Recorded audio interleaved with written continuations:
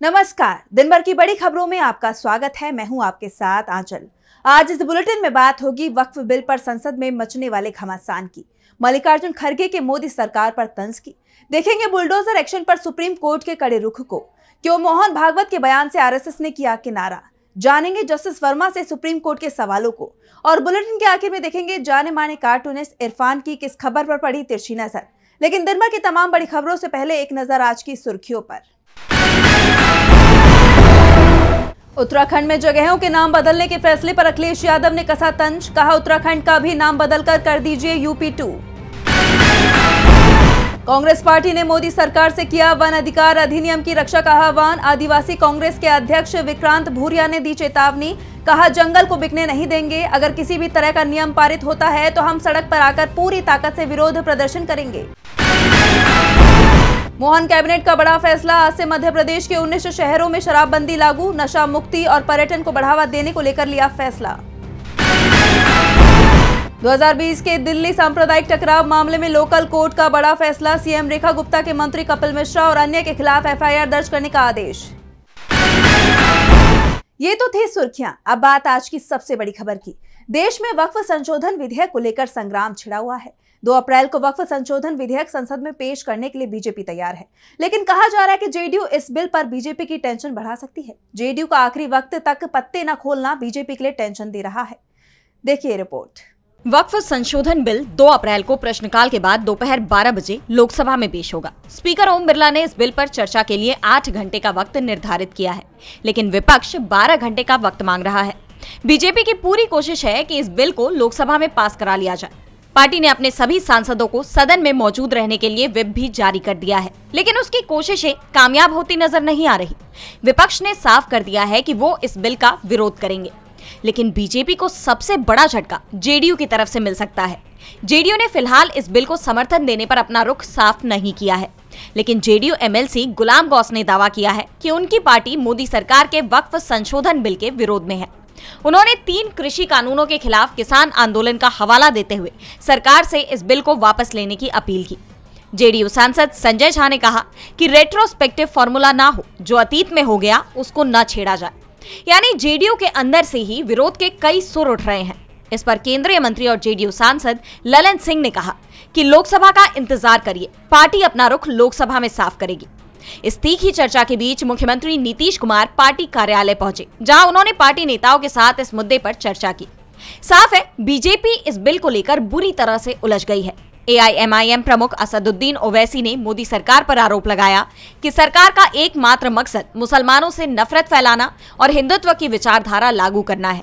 इसके अलावा जम्मू कश्मीर के मुख्यमंत्री उमर अब्दुल्ला ने कहा कि ये बिल सिर्फ एक धर्म को निशाना बना रहा है, लेकिन टीडीपी की तरफ से जरूर इस बिल को समर्थन दे दिया गया है।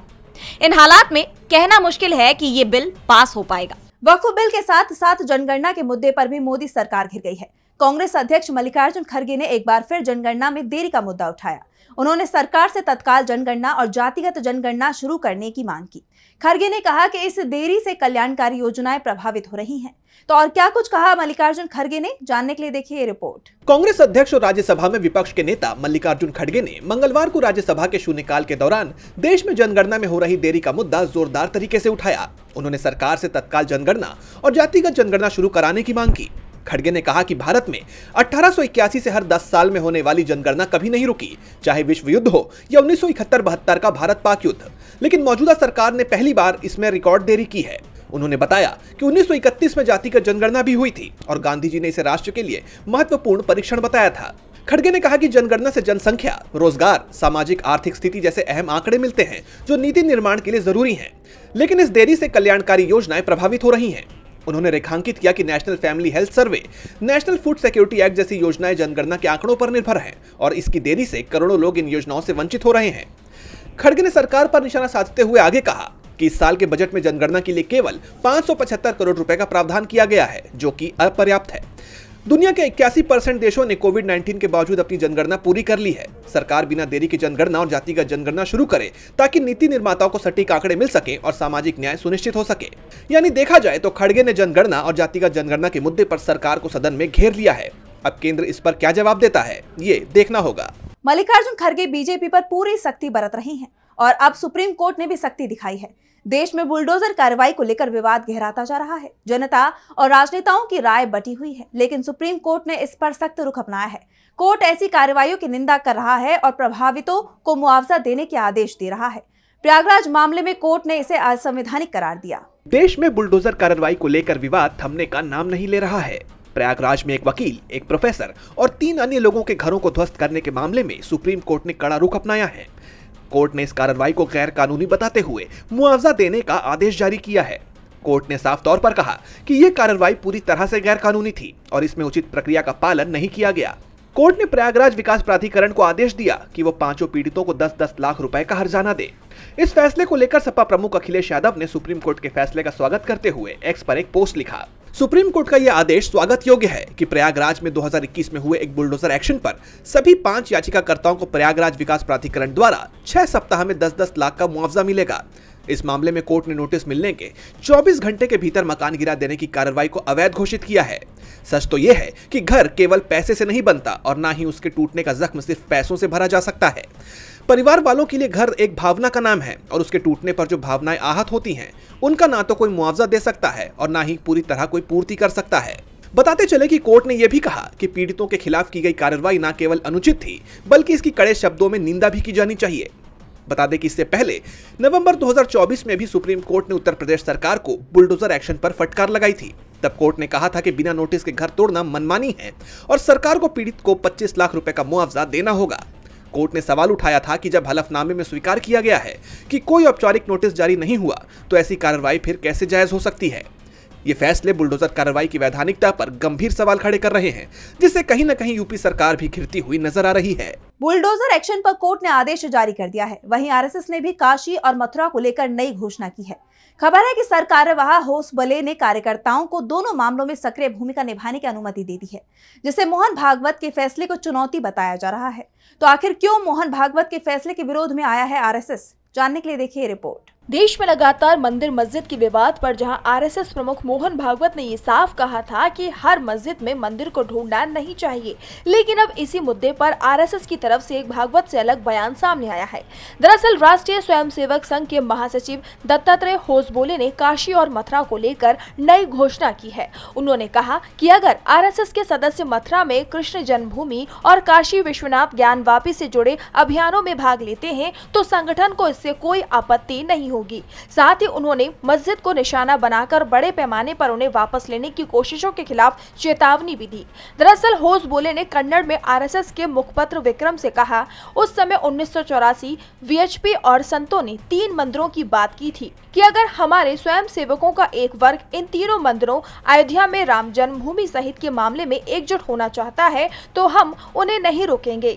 साथ ही उन्होंने लव जिहाद और धर्मांतरण से संबंधित मौजूदा चिंताओं को स्वीकार करते हुए उन्होंने छुआछूत को खत्म करने पर जोर दिया। वही भाषा नीति पर होसबोले ने 3 लैंग्वेज नीति का समर्थन करते हुए कहा कि ये 95% भाषाई विवादों का समाधान है। उन्होंने कहा कि हमारी सभी भाषाओं ने गहन साहित्यिक कृतियां रची हैं। अगर आने वाली पीढ़ियां इन भाषाओं में नहीं पढ़ेंगी और लिखेंगी तो वह कैसे जीवित रहेंगी। अब भले ही होसबोले ने कई मुद्दों पर चिंता जताई हो, लेकिन काशी और मथुरा को लेकर की गई घोषणा ने कई सवाल खड़े कर दिए हैं कि क्या अब आरएसएस मोहन भागवत को संगठन से बाहर निकालने की तैयारी में है।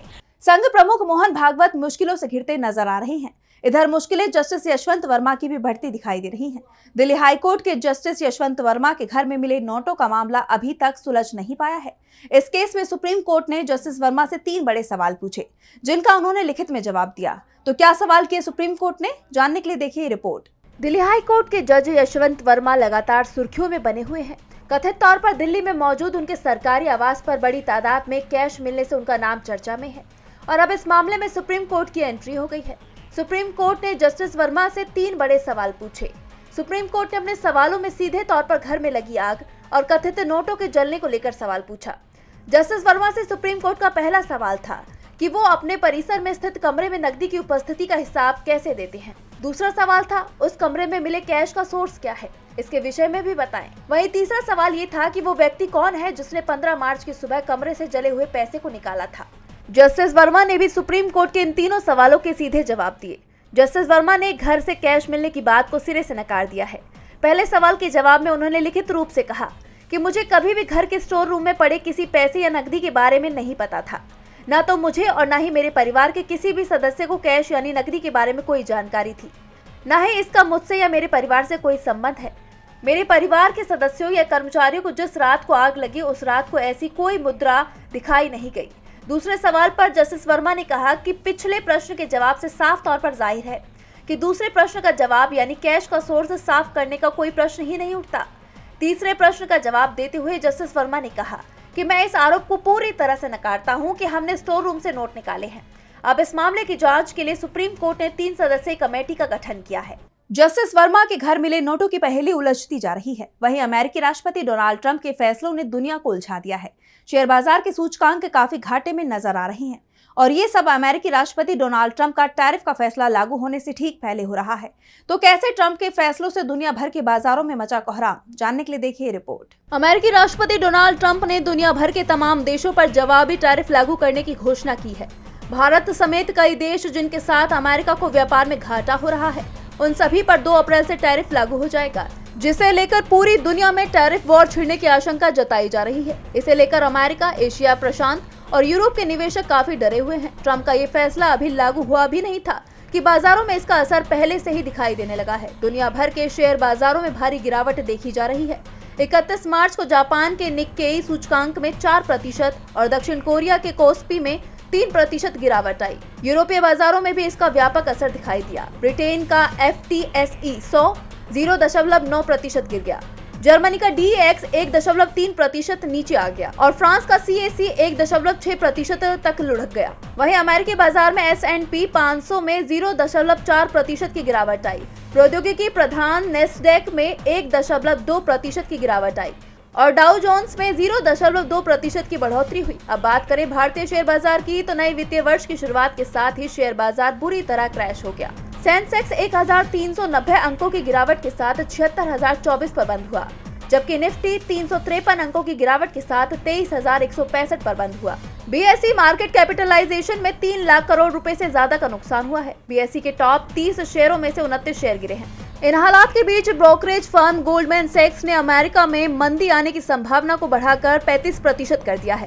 पहले ब्रोकरेज ने मंदी आने का 20% अनुमान जताया था। ऐसे में मार्केट में जोखिम और बढ़ गया है और निवेशक डरे हुए नजर आ रहे हैं। ऐसे में अगर 2 अप्रैल को टैरिफ लागू हो जाता है तो फिर शेयर बाजार में और गिरावट देखने को मिल सकती है। बाजारों में हाहाकार मचा हुआ है। तो जब से बांग्लादेश में शेख हसीना सरकार का तख्ता पलट हुआ है, तब से ही बांग्लादेश और भारत के रिश्तों में खटास बढ़ती जा रही है और अब खुद अंतरिम सरकार के प्रमुख सलाहकार मोहम्मद यूनुस ने ऐसा बयान दे दिया है जिससे भारत की राष्ट्रीय सुरक्षा को लेकर चिंताएं बढ़ गई हैं। भारत ने इस पर कड़ी आपत्ति भी जताई है। वहीं विपक्ष भी मोदी सरकार पर हमलावर हो गया है।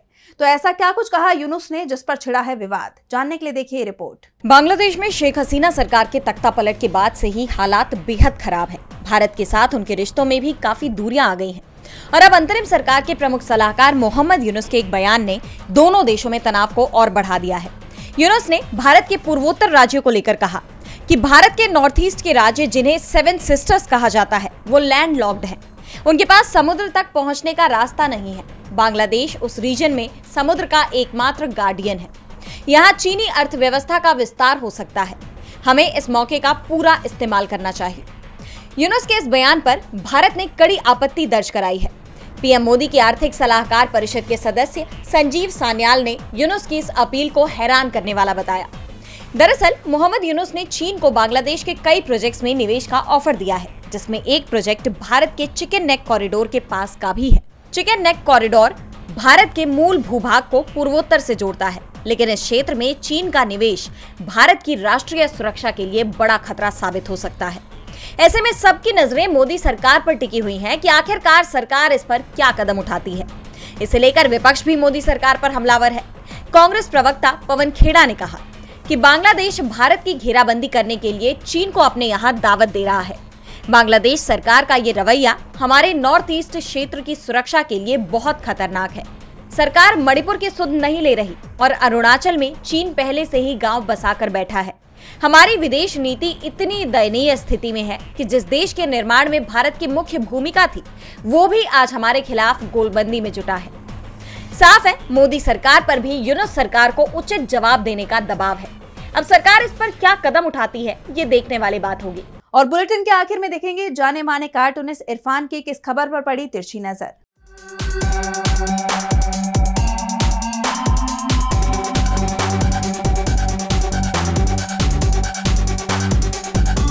हिंदू राष्ट्र निर्माण में शामिल नंबर 1 राज्य उत्तराखंड की सरकार ने कल थोक में वहां के जगहों के नाम को बदल दिया, जिसका उल्लेख मुख्यमंत्री ने अपने भाषण में भी जमकर किया है।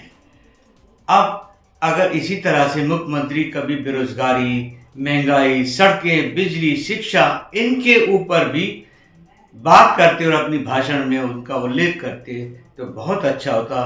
शायद इसीलिए कहा जाता है कि सरकार तो है लेकिन बस नाम की।